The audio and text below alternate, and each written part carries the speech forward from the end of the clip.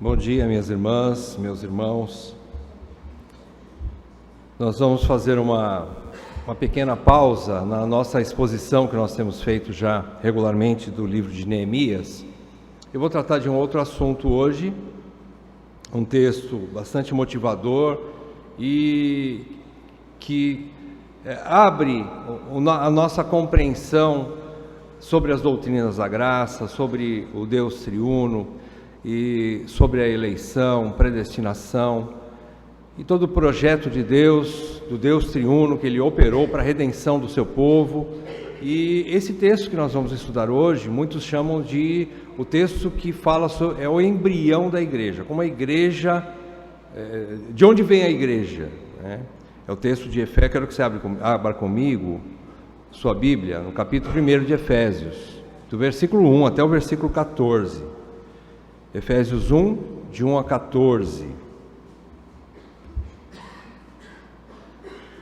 Nós vamos olhar para esse texto sob o prisma, sob o tema, o povo, igreja, o povo mais abençoado de todos os tempos. Vamos ver então o texto de Efésios 1, de 1 a 14, diz assim: Paulo, apóstolo de Cristo Jesus, por vontade de Deus, aos santos que vivem em Éfeso e fiéis em Cristo Jesus. Graça a vós outros e paz da parte de Deus nosso Pai e do Senhor Jesus Cristo. Bendito Deus e Pai de nosso Senhor Jesus Cristo, que nos tem abençoado com toda sorte de bênção espiritual nas regiões celestiais em Cristo, assim como nos escolheu nele antes da fundação do mundo, para sermos santos e irrepreensíveis perante ele. E em amor nos predestinou para ele, para a adoção de filhos por meio de Jesus Cristo, segundo o beneplácito de sua vontade, para louvor da glória de sua graça, que ele nos concedeu gratuitamente no amado, no qual temos a redenção, pelo seu sangue, a remissão dos pecados, segundo a riqueza da sua graça, que Deus derramou abundantemente sobre nós em toda a sabedoria e prudência, desvendando-nos o mistério da sua vontade, segundo o beneplácito que propusera em Cristo, de fazer convergir nele, na dispensação da plenitude dos tempos, todas as coisas, tanto as do céu como as da terra. Nele, digo, no qual fomos também feitos herança, predestinados segundo o propósito daquele que faz todas as coisas conforme o conselho da sua vontade, a fim de sermos para o louvor da sua glória, nós, os que de antemão esperamos em Cristo, em quem também vós, depois que ouvistes a palavra da verdade, o evangelho da vossa salvação, tendo nele também crido, fostes selados com o Santo Espírito da promessa, o qual é o penhor da nossa herança, até ao resgate da sua propriedade, em louvor da sua glória. Ó Deus, que riqueza de texto, que profundidade nós encontramos nessa palavra, Senhor, nesse trecho das Escrituras. Portanto, Senhor, com toda e absoluta certeza, não conseguiríamos compreender as preciosidades de extrair as riquezas desse texto sem a cooperação do Teu Santo Espírito, que a inspirou, que deu essa inspiração ao apóstolo Paulo. Então, ó Espírito Santo, Tu és o nosso mestre, não nós, mas Tu és aquele que fala aos nossos corações. Peço então, abra o nosso entendimento, Senhor. Ser propício para todos nós aqui, abrindo o nosso entendimento, nosso coração para as verdades contidas aqui. E também, Senhor, eu peço que o Senhor me conduza, Senhor, e que o Teu Santo Espírito me dê graça de ser fiel na exposição da Tua palavra, Senhor. Ó Deus, eu suplico a Ti que as palavras dos meus lábios e o meditar do meu coração sejam agradáveis na tua presença, Senhor, rocha minha e redentor meu. É o que eu te peço, pelo bem da igreja e para a tua glória, e em nome de Jesus. Amém, Pai. Amém, Pai. Queridos, nós estamos aqui diante de um dos textos. Na verdade, a carta aos Efésios, ela é conhecida como ela faz parte de uma das cartas da primeira prisão de Paulo em Roma, dentre outras. Efésios também foi escrita por Paulo, distante das igrejas que ele estava auxiliando a plantar essas igrejas. E ali ele recebe informações de vários amigos, cooperadores seus, a respeito de várias igrejas. Então ele começa a redigir cartas e enviar por esses mensageiros, para que as igrejas continuassem sendo edificadas e não perdessem o foco, não perdessem o rumo. Então ele escreve essas cartas. Louvado seja Deus que prendeu o apóstolo Paulo, porque senão nós não teríamos essas cartas. Dizem os estudiosos que se Paulo estivesse andando livremente nas ruas e pregando o evangelho, nós não teríamos essas preciosidades. Propósito de Deus, propósito soberano. E alguns eruditos dizem que Efésios, junto com Romanos, elas são as cartas mais densas de teologia do Novo Testamento. Não que as outras não sejam, mas Efésios e Romanos têm um cunho especial, trata de assuntos profundos de teologia. Efésios trata de eclesiologia, que é o estudo da igreja, da sua origem e da sua definição, do seu caminhar, dos seus princípios da igreja. É uma carta eclesiológica, que é a disciplina teológica que estuda a igreja. Ela estuda a origem e os diversos aspectos da igreja, mas nesse trecho nós também vemos aqui que é um trecho que fala sobre soteriologia. O que seria soteriologia? É o ramo da teologia que estuda a salvação através de um Redentor. Soteriologia é o estudo da salvação. E esse trecho é isso, ele fala sobre a doutrina da salvação do homem através de um Redentor, que é Jesus Cristo. Começando a carta, Paulo já se identifica, então não há dificuldade nenhuma, até mesmo pela confirmação de todos os nossos antecessores, teólogos antecessores, que nos ensinam que claramente foi sim Paulo, reconhecidamente, que escreveu a carta. E ele se apresenta como um apóstolo de Jesus Cristo, não por vontade dele, nem por vontade de homem nenhum, mas pela vontade de Deus. Quem escolheu Paulo e colocou Paulo no caminho de Damasco para ali ser convertido ao cristianismo foi Deus. Ele foi chamado como apóstolo por Deus e não por homem nenhum. Ele começa dizendo isso. E ele escreve, a carta é direcionada aos santos, apesar de muitos acharem que essa carta, por não se tratar especificamente de problemas da igreja, porque provavelmente Éfeso não tinha algum problema tipo Colossenses, onde estava entrando doutrinas estranhas dentro da igreja, e Paulo é obrigado a escrever para resolver esses problemas. Efésios não tem esse tipo de ensinamento de Paulo, de correção de Paulo. Então dizem que é uma carta que deveria ser circular. Nós não temos certeza disso. O que importa é que ela chega graciosamente nas nossas mãos. Para hoje nós estamos estudando ela novamente. Isso é que importa. E ele escreve aos santos que vivem em Éfeso e fiéis em Cristo, e mostrando que o crente ele tem duas, não seriam duas identidades, mas ele está em duas situações. Ele está aqui na terra, ele vive em Campo Grande, por exemplo, nós aqui nessa manhã, como os crentes de Éfeso. Ele está na terra, ele anda como uma pessoa normal, viva aqui na terra, porém ele também está em Cristo Jesus. Nós temos um status diferenciado também. Nosso estado de estar nas regiões celestiais, já estamos em Cristo Jesus. Então essa é a vida do crente, e ele direciona e ele abençoa, no versículo 2, já trazendo um resumo daquilo que ele vai falar a partir do versículo 3. Então no versículo 2, ele abençoa, ou ele abençoa os irmãos com graça e paz.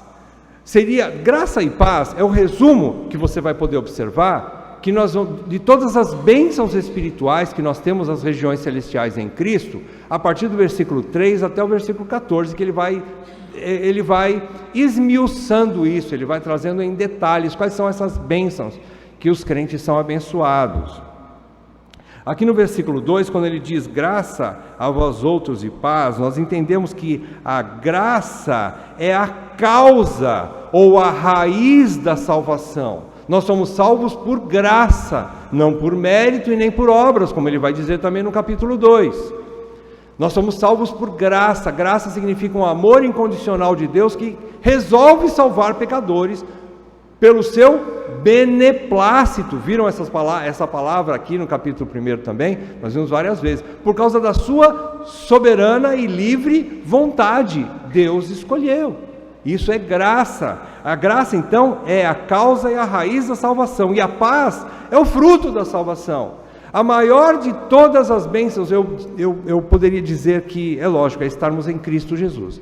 Mas a grande bênção que o crente tem é ter paz com Deus. Você pode ter inimigos de todos os lados, mas se você tem paz com Deus, você está seguro, porque quem é maior que Deus em todo esse universo? Agora, se você é inimigo de Deus, você tem o pior dos inimigos. Não é Satanás que é o pior inimigo do homem, é Deus o maior inimigo do homem. Se o homem não tem Deus, ele está perdido, porque Satanás não é soberano, mas Deus é. Satanás não é Deus, mas Deus é. E se o homem é inimigo de Deus, ou não tem paz com Deus, o que lhe sobra? Qual é a sua esperança? Nenhuma. Então, o fruto maior de nós estarmos em Cristo Jesus e salvos pela graça, é termos paz com Deus. Isso é gracioso demais, e assim Paulo abençoa, começa a carta, abençoando assim os seus leitores, por meio de Deus e de Jesus Cristo. Vamos ver então o que significa isso, todas essas bênçãos. Ele fala no versículo 3, e já começa aqui, a gente já tem um impacto logo de cara aqui, quando isso, queridos, isso quebra a nossa dura cerviz, o nosso orgulho. Porque quando você olha aqui, todo esse texto aqui do versículo 3 ao versículo 14, subentendido debaixo dessa doxologia, Paulo começa a cantar um hino, por assim dizer, de louvor a Deus, falando da salvação, falando da redenção e de todas as outras bênçãos, que é a mesma coisa, é um pacote de bênçãos que na verdade é uma única bênção, é estar em Cristo. Tudo isso está em Cristo, tem tudo isso aqui. Quem está em Cristo tem todas essas bênçãos aqui. Mas o que impacta é ver aqui a maneira humilde como as três pessoas da Trindade estão se relacionando aqui, estão aplicando o plano deles em ação, do Deus triuno, Pai, Filho e Espírito Santo. Vejam, não são três deuses, é um Deus em três pessoas, por isso é chamado de mistério da Santíssima Trindade. Ninguém explica isso, mas são três pessoas, o Pai, o Filho e o Espírito. E o que nos impacta é ver essa humildade. Se você encontra em Filipenses dizendo que o Filho se humilhou, ele não teve por usurpação ser igual a Deus, antes a si mesmo se esvaziou. Se esvaziou significa deixar de lado por um momento a sua divindade, o seu poder, a sua soberania, a sua divindade, a sua glória, para se vestir de carne, para se tornar carne, para se esvaziar como Deus, para se fazer como um de nós, para poder morrer na cruz, a ser obediente até morte de cruz. Então, isso você olha olhando a pessoa do Filho, lá em Filipenses. Ele se humilhou, a humildade do Filho para cumprir o plano do Pai. Mas quando você olha para esse texto aqui, você vê que, em segundo lugar, o Pai não teve por usurpação ser o centro de todas as coisas, mas conferiu ao Filho. Se você analisa do versículo 1 até o versículo 14, são 12 vezes que as Escrituras, que o Espírito Santo fala nele, por ele, no amado, referindo-se a Cristo Jesus. E ele diz no versículo 9, que havia um mistério que era da vontade de Deus, de fazer, versículo 10, de fazer convergir nele, na dispensação da plenitude do tempo, todas as coisas. Deus não quis ser o centro de todas, Deus Pai não quis ser o centro, não teve por usurpação, não reteve a ideia de que eu quero ser o centro. Não, eu deixo para o meu filho. Que coisa maravilhosa, da mesma forma que o Filho também não teve por usurpação ser igual a Deus, Deus Pai não quis ser o centro, mas deu ao Filho. Filho, assume o senhorio do meu universo, assume o senhorio, do nosso universo, né? Porque da mesma forma na criação, o Filho também estava presente, sem Ele nada do que foi feito se fez, e sem o Espírito que também estava presente na criação, porque o Espírito pairava por sobre as águas, naquele primeiro momento, antes das coisas existirem. Então, o Pai não teve por usurpação, e da mesma forma, em terceiro lugar, o Espírito Santo não teve como usurpação manifestar a sua glória. Mas se você pega no versículo 13, diz que também vós, depois que ouvistes a palavra da verdade, o evangelho da vossa salvação, tendo nele também crido, fostes selados com o Espírito Santo da promessa. O Espírito não teve por usurpação apresentar ao homem a sua glória, mas o Espírito enfoca ou apresenta, manifesta o Filho, Cristo. Ele é um grande holofote que ilumina Cristo e não Ele mesmo. Que coisa maravilhosa! Como nós aprendemos com esse nosso Deus maravilhoso, que apesar da sua grandeza, da sua glória, Ele não precisou reter toda a sua glória, por assim dizer, no sentido de que Ele, entre a economia da Trindade, eles se sujeitam uns aos outros, eles se servem uns aos outros, se amam mutuamente, não quer, nenhum deles teve por usurpação ter a maior glória do que o outro, não. Então isso já dá um impacto logo de cara. A primeira observação que a gente retém nesse texto: Deus não teve por usurpação alguma nesse sentido aqui, nem o Pai, nem o Filho e nem o Espírito, um servindo o outro. Que coisa maravilhosa.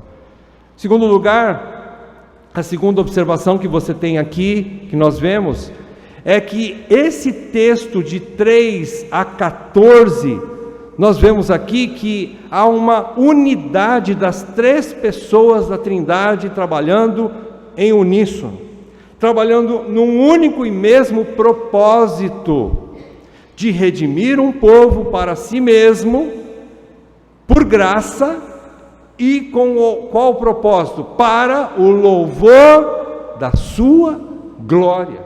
Este é o objetivo de Deus.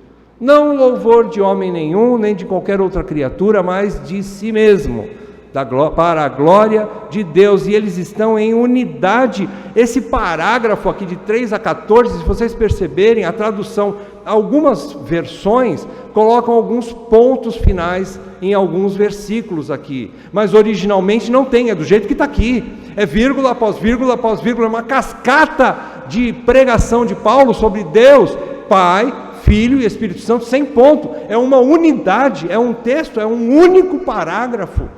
Se você lê isso daqui, você não consegue ler isso daqui sem respirar, né? Mas seria o correto, sem respirar. Você teria que ler até do 3 até o 14 sem respirar. É uma unidade. Então, essa unidade é uma apresentação trinitariana indivisível, que atesta também para a indivisibilidade da obra das três pessoas da Trindade na redenção. Agora, a redenção que também pode ser aqui vista como a geração da igreja, porque é lógico, a redenção só foi aplicada para os eleitos, para a igreja. Paulo não menciona aqui a obra da criação para a glória de Deus, mas ele menciona a obra da redenção para a glória de Deus, onde a Trindade também operou em conjunto. Mas aqui Paulo quer mostrar, além da criação, que na redenção a Trindade também estava ali presente. Ele quer mostrar que o que mais vai trazer glórias ao Deus triuno é o plano de redenção. Acompanhem comigo. Aliás, deixe também sua Bíblia aberta, além de Efésios, que é o texto principal, abra em Romanos 8. Romanos 8, um texto paralelo, a partir do versículo 18, o mesmo apóstolo aqui, Paulo, ele escreve o seguinte, a partir do versículo 18, do capítulo 8 de Romanos, ele diz assim: porque para mim tenho por certo que os sofrimentos do tempo presente não podem ser comparados com a glória a ser revelada em nós. A ardente expectativa da criação, não só dos eleitos, mas de toda a criação. Aqui, essa criação envolve todos os seres celestiais e todos os seres terrenos. Toda a criação aguarda a revelação dos filhos de Deus, pois a criação, toda a criação de Deus, está sujeita à vaidade, não voluntariamente, mas por causa daquele que a sujeitou. O que significa isso? Está sujeita à vaidade? Ela está subjugada aos danos do pecado. Adão, o cabeça federal da criação, quando ele pecou, toda a criação foi afetada e sofre até hoje por causa do pecado. Ele é o representante federal de tudo que foi criado, não só da raça humana, mas ele também, como gerente de Deus para administrar a criação, ele também contaminou toda a criação. Adão contaminou toda a criação, como diz Romanos também, capítulo 5. Ele diz que através de um só homem o pecado entrou no mundo, mas através de outro homem, né, houve a salvação. Capítulo 5, versículo 17 de Romanos: se pela ofensa de um e por meio de um reinou a morte, muito mais os que receberam a abundância da graça e o dom da justiça reinarão em vida por um só. Qual é o nosso cabeça agora? Os dos eleitos é Jesus Cristo, o nosso representante maior.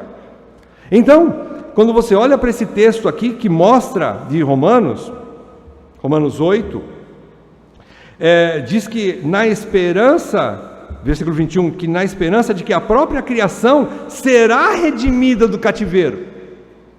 Então, o que vai trazer mais glória, é verdade, a criação foi o início de todas as coisas, mas a redenção vai trazer glória a Deus de uma maneira incompreensível ainda para nós, porque todo o universo criado espera isso, a plena redenção dos filhos de Deus. Olha aqui, no versículo 21 de Romanos 8, né? Que toda a criação será redimida do cativeiro da corrupção para a liberdade da glória dos filhos de Deus, porque sabemos que toda a criação, versículo 22 agora, a um só tempo geme e suporta angústias até agora. O universo, irmãos, isso é cósmico, isso foge. Quando a gente fala que o pecado sim estragou ou gerou na raça humana a queda e essa doença hereditária, que não há mais nenhum justo sequer sendo gerado em Adão, não há uma criancinha que nasça sem pecado, todos fomos gerados em pecado. Isso atinge não só a raça humana, mas o universo criado. Porque se em Cristo todo o universo se abalou e virou o caos, em Adão, né? Em Adão todo o universo criado virou um caos, em Cristo, ele diz aqui que todas as coisas, versículo, voltando lá para Efésios, né? Versículo 10, desse texto do capítulo 1, Deus está convergindo, está reorganizando todas as coisas na pessoa do Filho, na pessoa de Jesus. Colocou o Filho como aquele que vai organizar, trazer ordem, redenção a todo o universo criado, não só aos eleitos. Então quando você observa isso, você pode então entender que sem a obra do Pai em eleger e predestinar, que nós vamos estudar do versículo 4 ao 6, o Pai atuando na redenção, de que forma? Quais os elementos, quais os ingredientes que o Pai, as bênçãos que o Pai confere? Entendam o seguinte: sempre O Pai, quando opera, está junto com o Filho e o Espírito. Quando o Filho opera, ele está sempre junto com o Pai e com o Espírito. Quando o Espírito opera, ele está sempre junto com o Pai e com o Filho. Então eles estão em unidade plena. Mas, na economia de Deus, Deus decidiu, em algumas situações, o Pai agir, em outras, o Filho agir, e em terceiro lugar, o Espírito agir. Mas o Pai, então, em primeiro lugar, a obra do Pai, do versículo 4 a 6, é eleger e predestinar. E sem a obra do Filho também, em consumar a redenção, que está aí do versículo 7 a 12, e sem a obra do Espírito, de selar com fé inabalável e garantir o resgate dos eleitos, que está aí no versículos 13 e 14, nós vamos estudar tudo isso já, não haveria redenção. Então tudo isso aqui é uma unidade, é um pacote de bênçãos que na verdade é uma única bênção só, estarmos em Cristo, que isso implica tudo isso que nós vamos estudar nessa manhã. Então vamos lá, vamos focar agora nas bênçãos, né? Falando então de todas essas bênçãos da verdadeira igreja de Cristo. As bênçãos procedentes do Pai, por assim dizer, né? Do versículo 4 a 6, ele diz assim, Paulo diz, assim como nos escolheu nele. Nele aqui é em Cristo, na pessoa do Filho. Mas foi o Pai que nos escolheu em Cristo.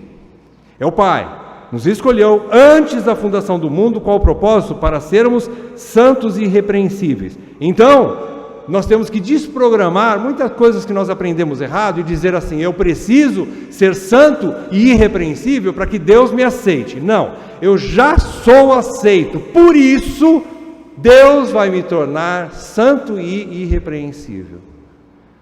Eu não tenho condições de fazer isso sozinho.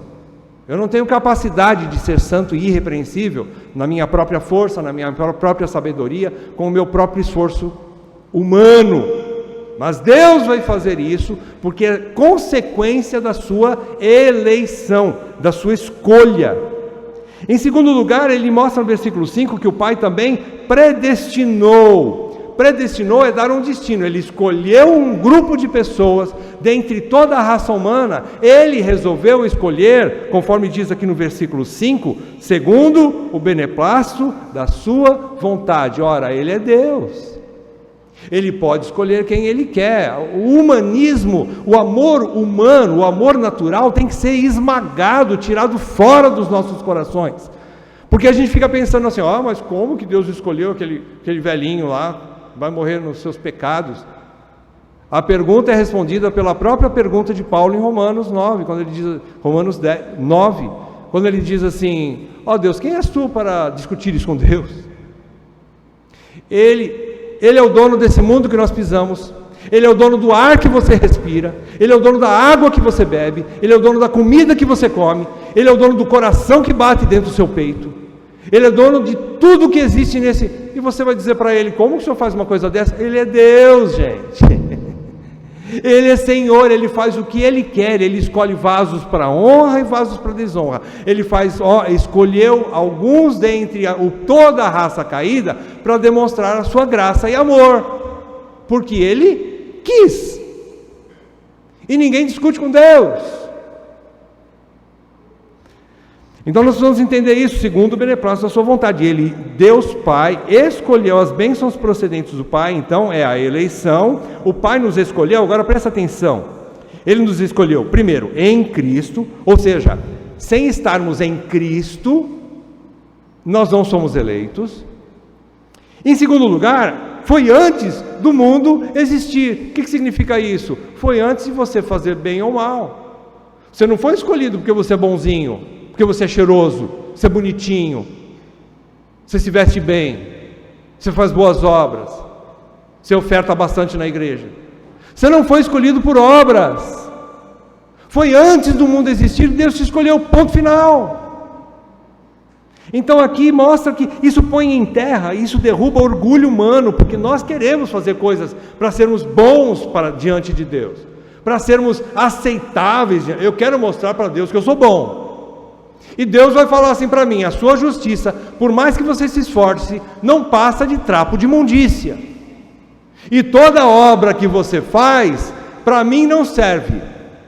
Porque se eu não te escolher, você vai ficar aí no teu lugar como rejeitado por toda a eternidade.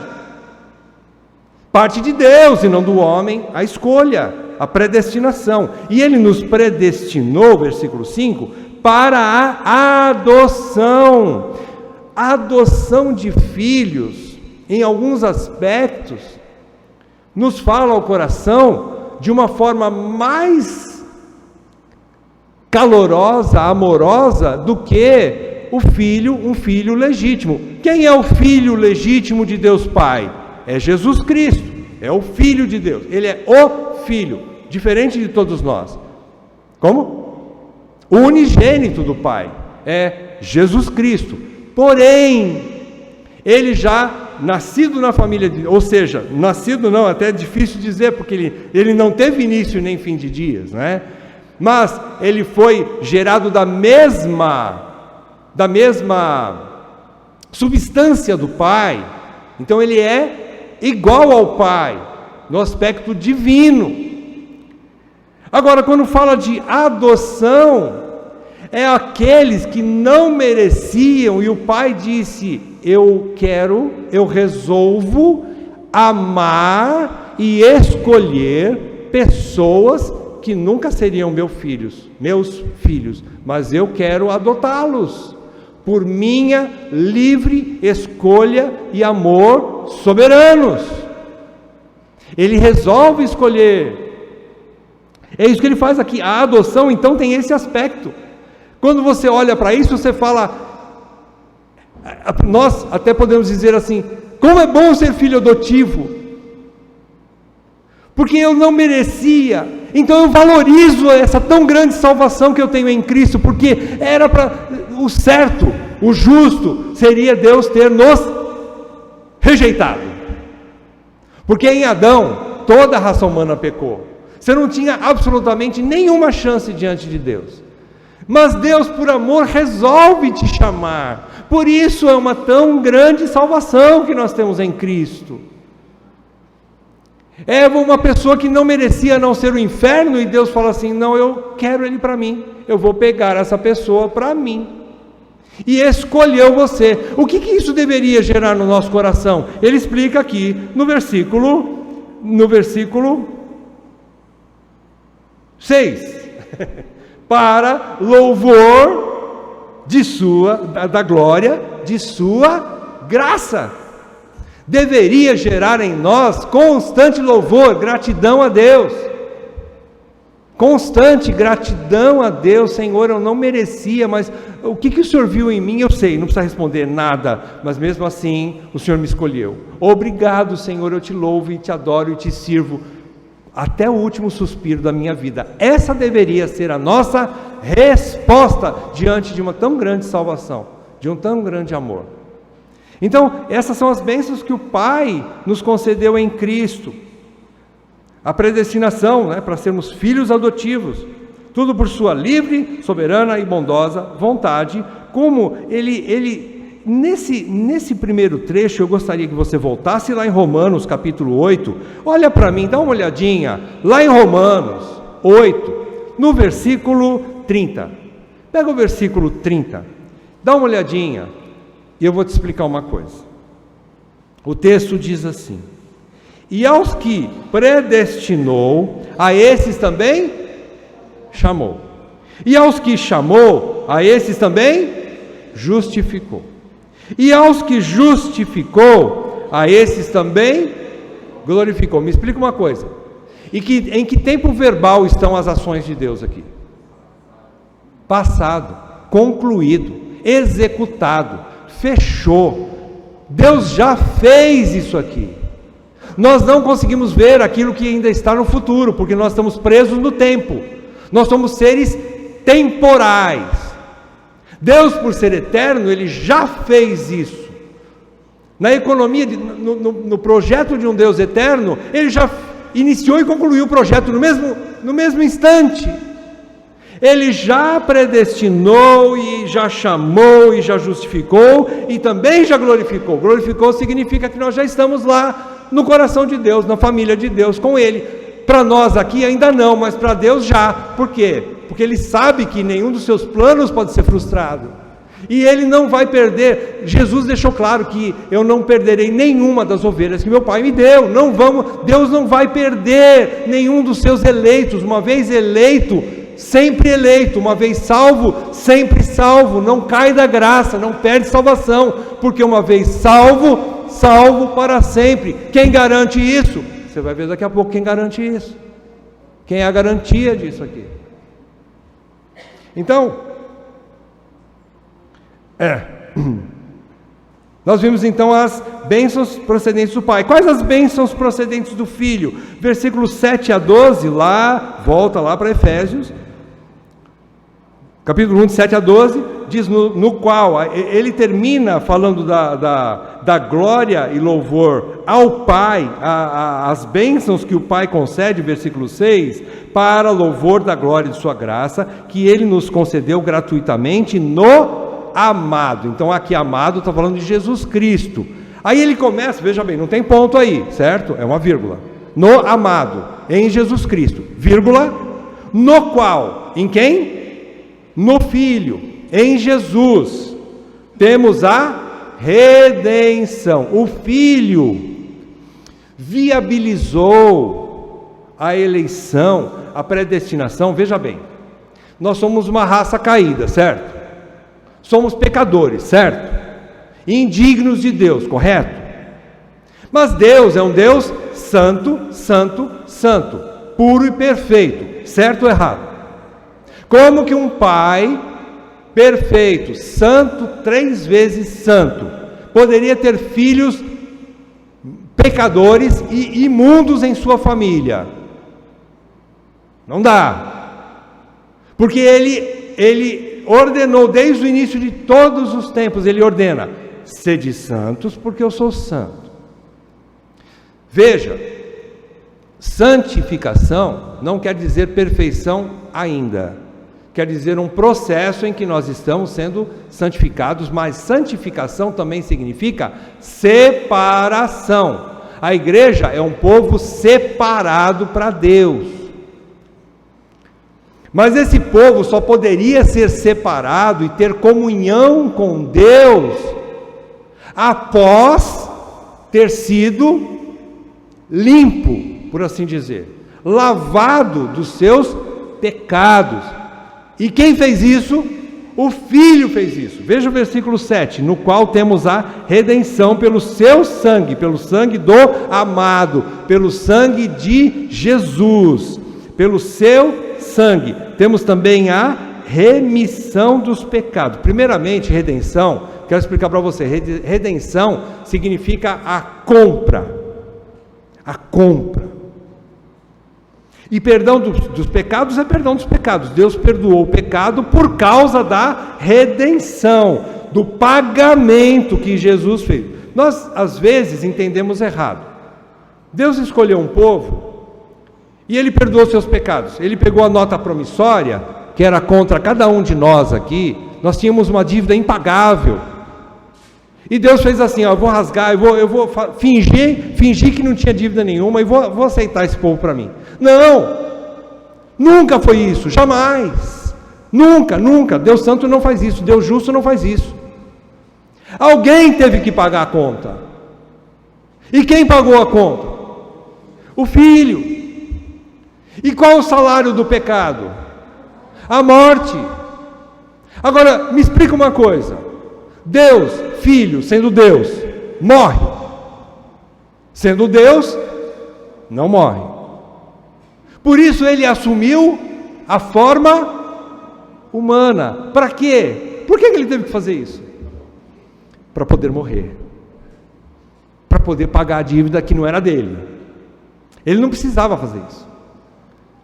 Ele fez isso por amor, em obediência ao Pai, por amor ao Pai, cumprindo o plano que eles tiveram lá na eternidade passada, antes do mundo ser mundo. Eles tiveram um plano, eles tinham esse plano de redenção. Veja que maravilha esse plano. E isso já está acordado entre Pai, Filho e Espírito, lá nos tempos eternos passados. Isso não aconteceu por causa da queda de Adão. Não, a queda de Adão fazia parte do mesmo plano.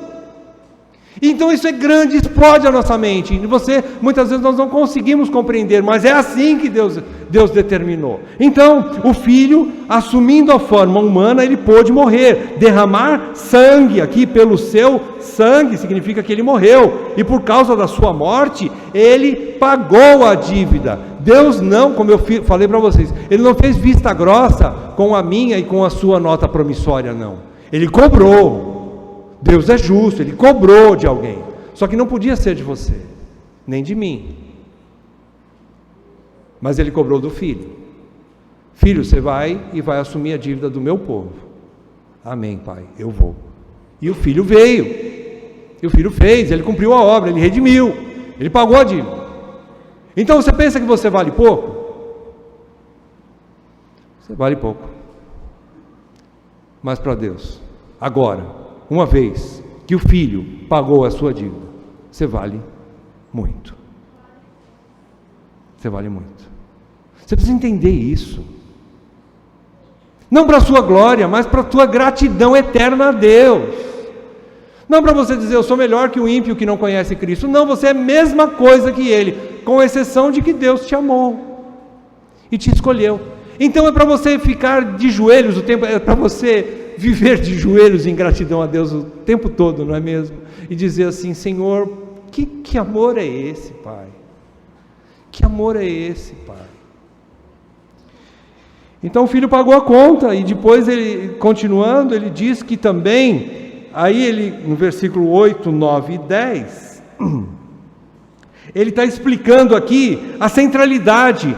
Deus quis dar ao filho, que o filho fosse o centro de todas as coisas. O pai quis isso, e o Espírito Santo apontando, mostrando para nós o Evangelho, o Espírito Santo revelando o Evangelho para nós, ele está mostrando o filho como o centro de todas as coisas. É nele que vocês têm que crer, é no filho, é na obra do filho. Por que do filho? Porque o filho morreu por vocês.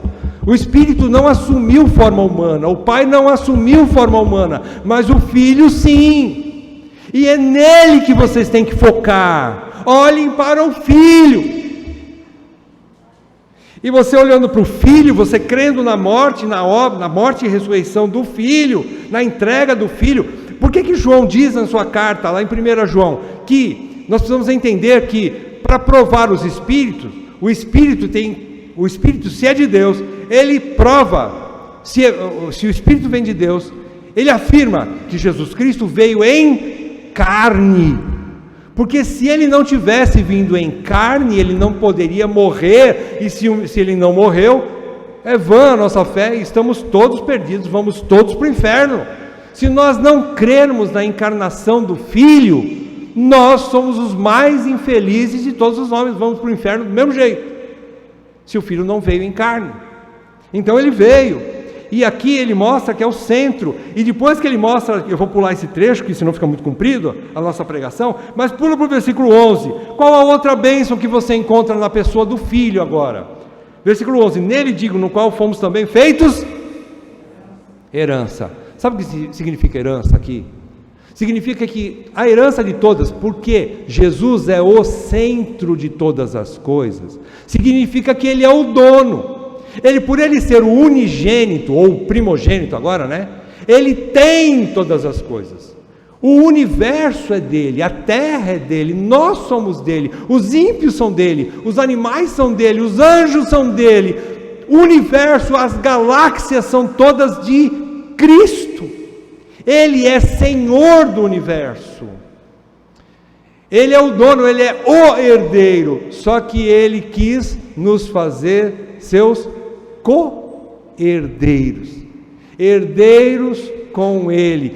Você, cristão, crente de verdade, é co-herdeiro com Cristo, ou seja, ele repartiu o que era dele com você. É pouco isso ou é muito? Quanto vale isso? Vale mais do que os olhos que às vezes nos falham, né? Vale mais do que um coração saudável que você tenha nesse mundo. Vale mais do que tua conta bancária, por mais que esteja lotada de dinheiro do banco. Vale mais do que tua saúde, vale mais do que tua família, vale mais do que todas as bênçãos que você tenha neste mundo.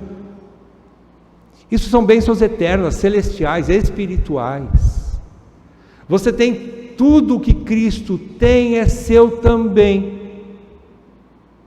Cabe isso na sua cabeça? Na minha não cabe. Eu sei que eu tenho mais limitação que você. Talvez para você caiba. Mas nós temos tudo em Cristo, irmãos. Ele então, a outra bênção aqui, ele repartiu. Ele não teve por usurpação segurar tudo para ele, mas ele nos fez seus co-herdeiros. Ele repartiu conosco. Ele não repartiu a sua glória, mas ele repartiu tudo o que ele tem, as suas posses. Ele repartiu. Queridos, como isso tem que entrar para dentro de nós? Eu sei que está todo mundo aí de boca aberta, porque nós não compreendemos mesmo tudo isso com profundidade, não é mesmo? Você vai voltar para casa com uma grande interrogação no coração hoje. Não tem problema, desde que você volte para casa louvando: Senhor, que Salvador é esse? Não tem problema que você fique com um monte de dúvidas, desde que você reconheça: Jesus Cristo é um grande Salvador. Está ótimo. É para o louvor da sua glória, não é para a compreensão do seu projeto, mas é para o louvor da sua glória que nós somos criados. Compreendendo ou não, nós somos para o louvor da sua glória, ainda que não compreendamos tudo isso. Bom, partindo então, versículo 12, perceberam? Versículo 12, terminando a obra do Filho, novamente o Espírito Santo diz assim: a fim de sermos para louvor da sua glória, nós os que de antemão esperamos em Cristo. Mais uma vez, para o Pai, o Espírito Santo também, usando Paulo, no versículo 6, ele diz, depois de falar das bênçãos concedidas pelo Pai, ele fecha dizendo: para louvor da glória da sua graça, versículo 6. Quando termina a obra do Filho, ele diz, versículo 12, a fim de sermos para louvor da sua glória. Agora, versículos 13 e 14, ele vai falar sobre as bênçãos procedentes do Espírito Santo, e ele diz assim, primeiro ponto: em quem também vós, depois que ouvistes a palavra da verdade, o Evangelho. Qual é a palavra da verdade aqui? É o Evangelho da vossa salvação. Ou seja, nós não somos salvos por estarmos numa igreja, nós não somos salvos por obedecermos a tradições de uma igreja, nós não somos salvos porque nascemos num lar cristão, onde papai e mamãe são piedosos. Nós não somos salvos por nada disso, mas nós somos salvos por ouvir e ouvir a palavra de Deus, o Evangelho da vossa salvação. Você é salvo por ouvir a mensagem do Evangelho da sua salvação, tendo nele, continuando o versículo 13, né? Tendo nele quem? No amado, ou seja, em Jesus. O Evangelho é Jesus, o Evangelho mostra a obra de Jesus, o Evangelho das boas novas é o que Deus fez através do Filho para nós, eleitos. É crer no Evangelho, que é em Cristo, tendo nele também crido, fostes selados com o Santo Espírito da promessa. O que significa selo? Selo significa um carimbo irrevogável. É uma assinatura de Deus, por assim dizer, onde ninguém pode contestar. Não, mas Deus escolheu aí pela fé, mas ele não podia fazer. Eu posso. Deus fala, eu posso, eu selei, acabou. Eu sou Deus, eu sou o juiz.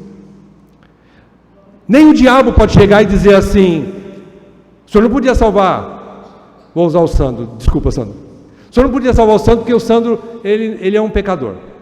O diabo pode dizer isso para Deus.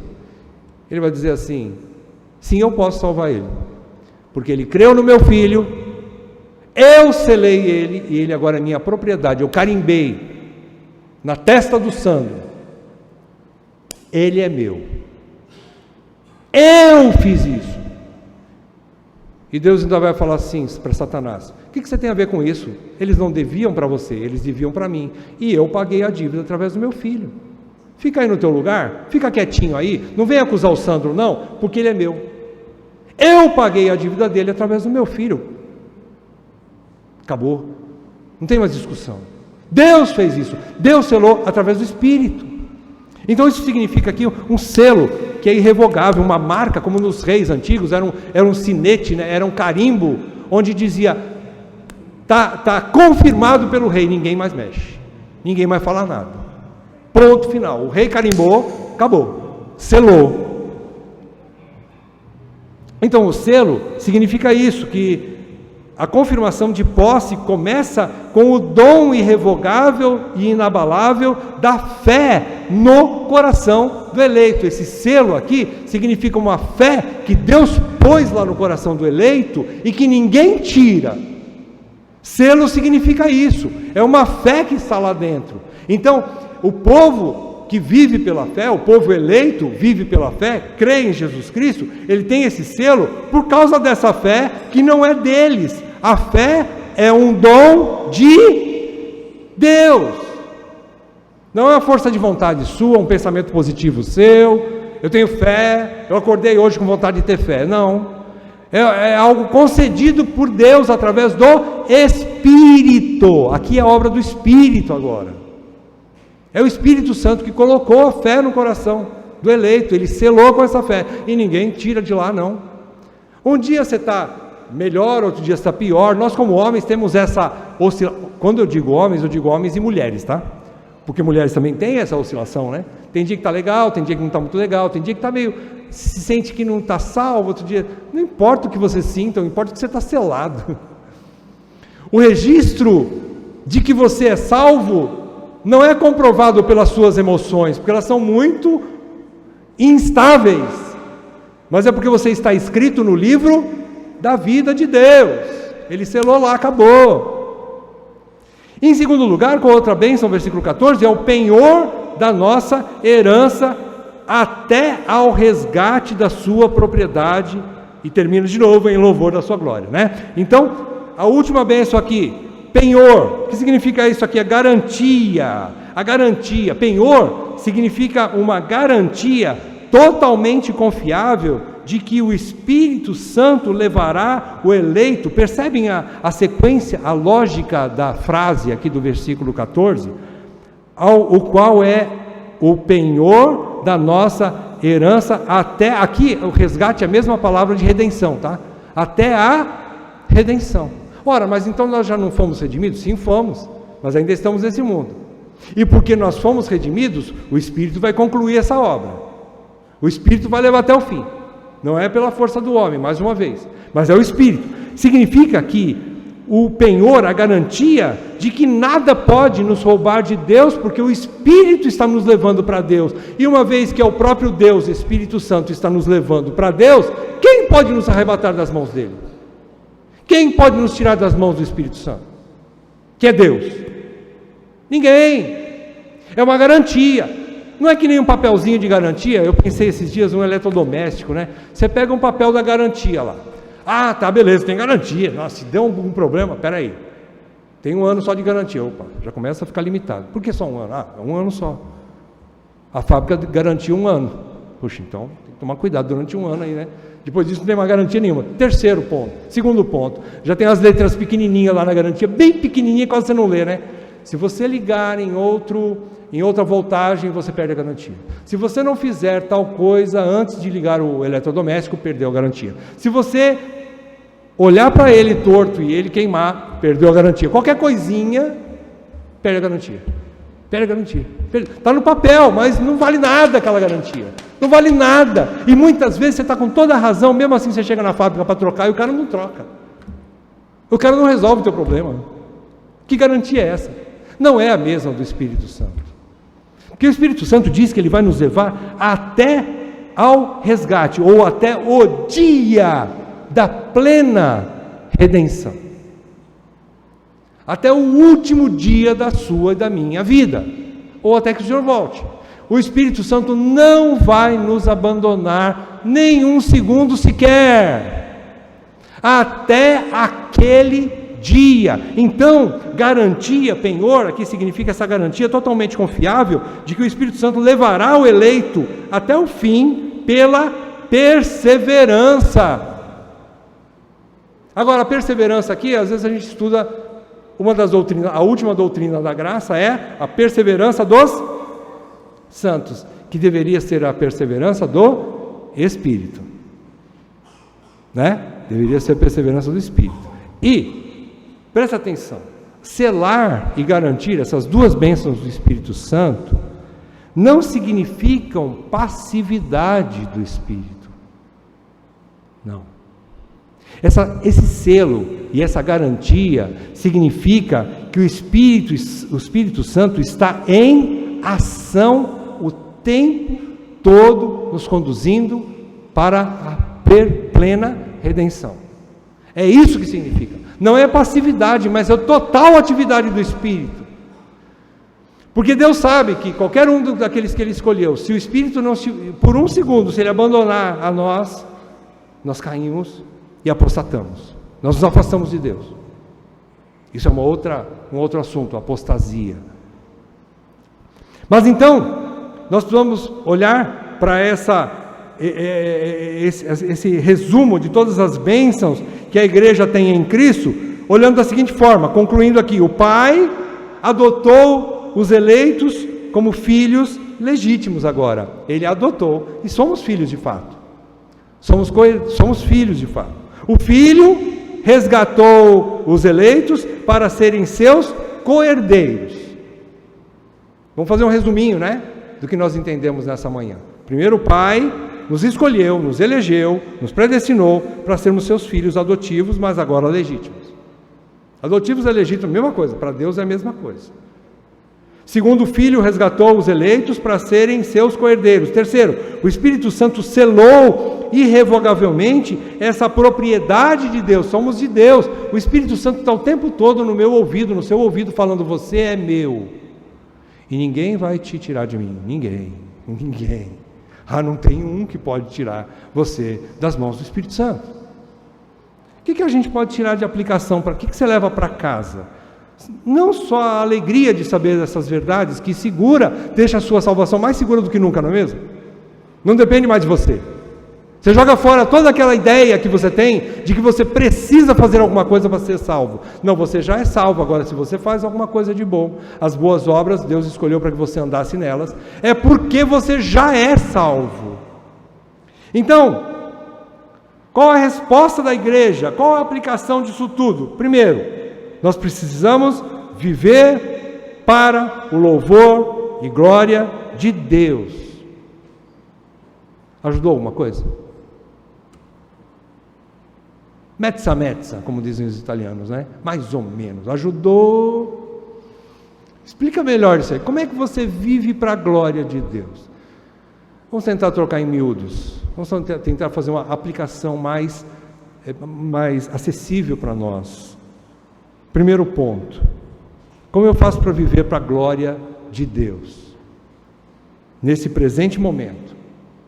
Abra comigo o capítulo 4 de Efésios, versículo 30. Primeiro ponto que eu quero chamar sua atenção nessa manhã, porque nós estamos vivendo na era da ação do Espírito Santo.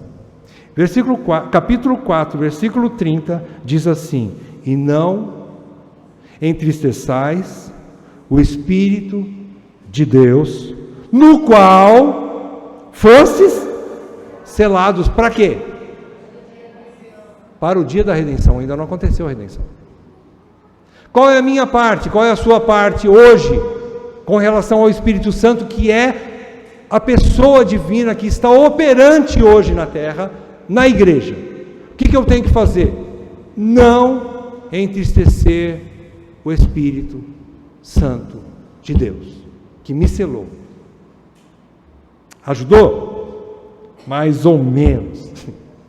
Como que eu faço para não entristecer o Espírito Santo da promessa? Primeiro ponto, eu já falei para você, é ter um coração grato. Lance fora toda a reclamação da sua vida, toda a amargura da sua vida, toda a sua insatisfação que não tem sentido.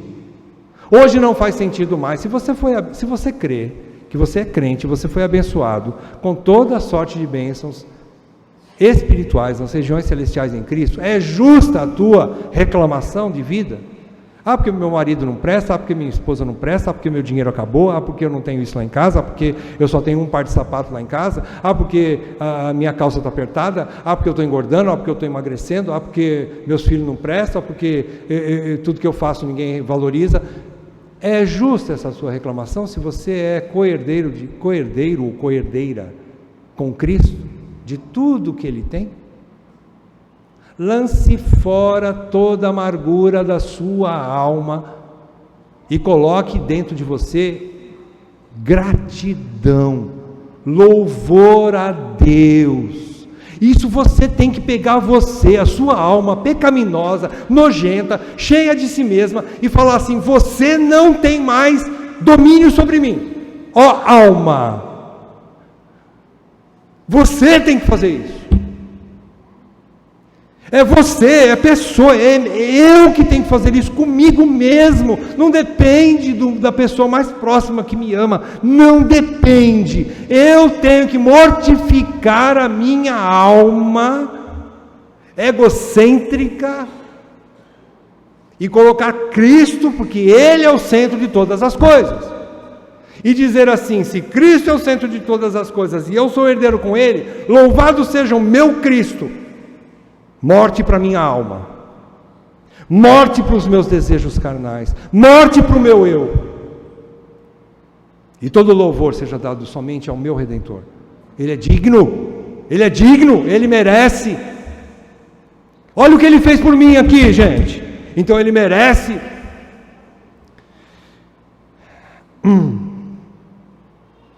Viver em obediência aos princípios em todas as áreas da vida. Não entristecer o Espírito Santo também é ter um viver santo, piedoso e justo em tudo que nós fizermos. E como é que isso é possível? Através de ouvir o que o Espírito diz à igreja.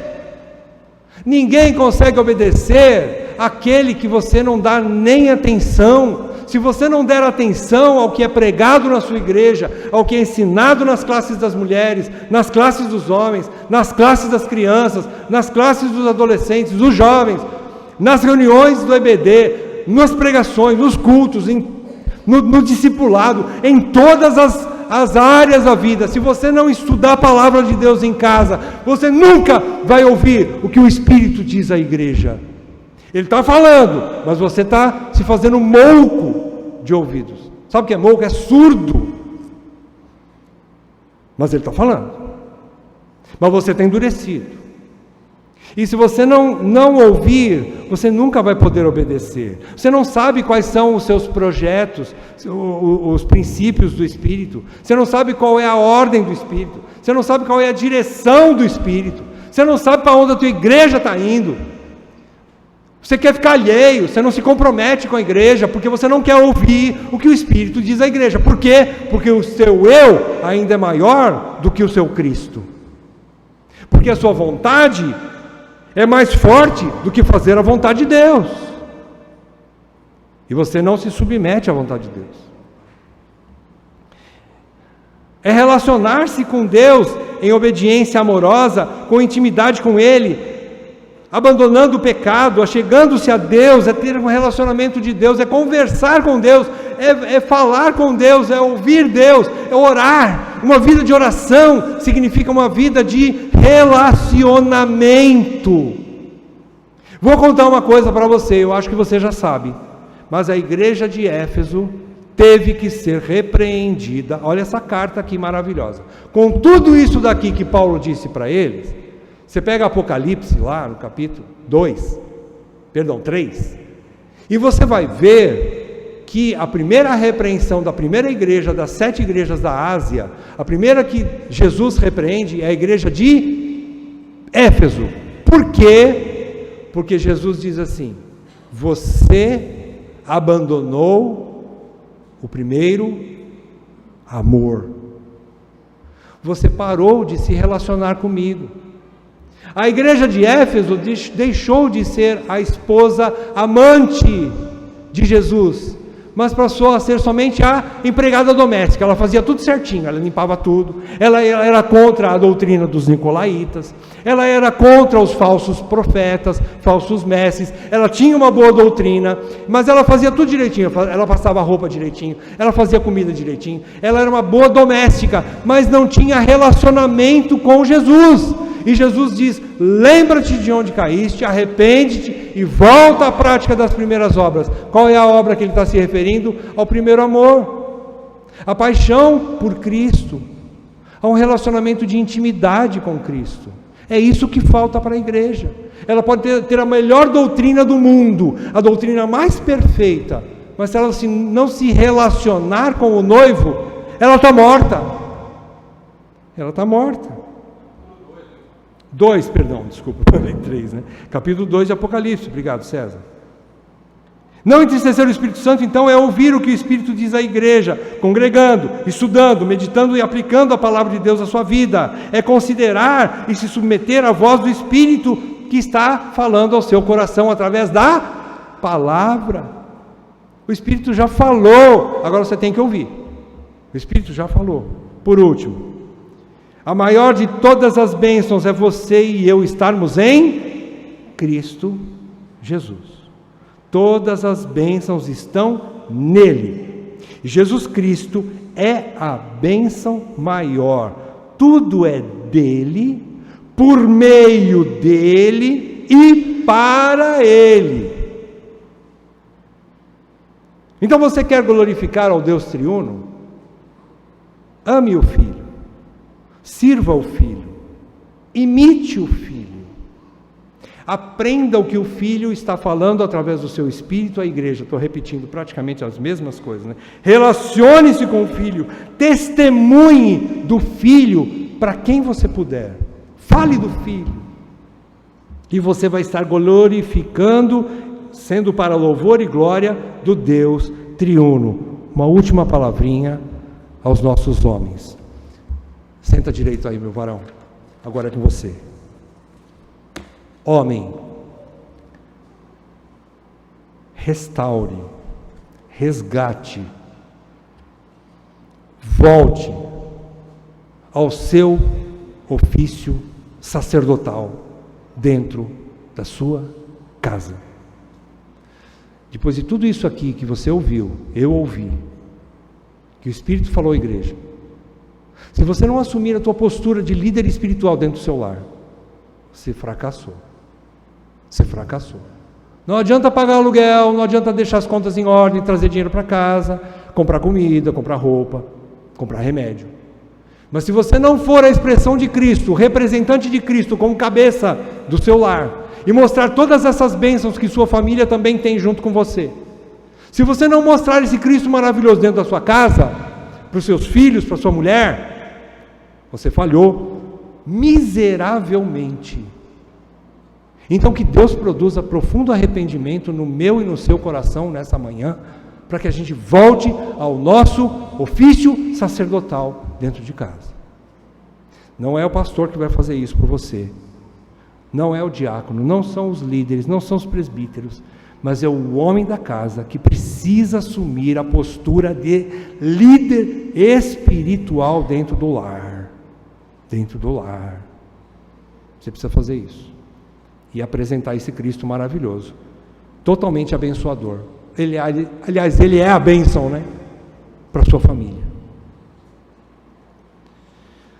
Ó Deus, como o Senhor levou a igreja de Éfeso a conhecer todas essas verdades a respeito do Deus triuno, mas ainda assim ela falhou. Senhor, da mesma forma que o Senhor foi misericordioso com ela, com a igreja de Éfeso, e levou, e exigiu, e admoestou aquela igreja a um profundo arrependimento, e a volta às primeiras obras, Senhor, faça isso também aqui conosco, que muitos de nós precisamos voltar a isso, Senhor, a esse relacionamento de compreensão de quão abençoados somos em Cristo Jesus, para que nós possamos lançar fora todas as nossos fardos, nossas ansiedades, nossos descontroles, nossas iras, para que nós possamos ter sossego para a nossa alma, que nós possamos olhar para Cristo e ver que nele nós já somos abençoados com todas essas bênçãos aqui.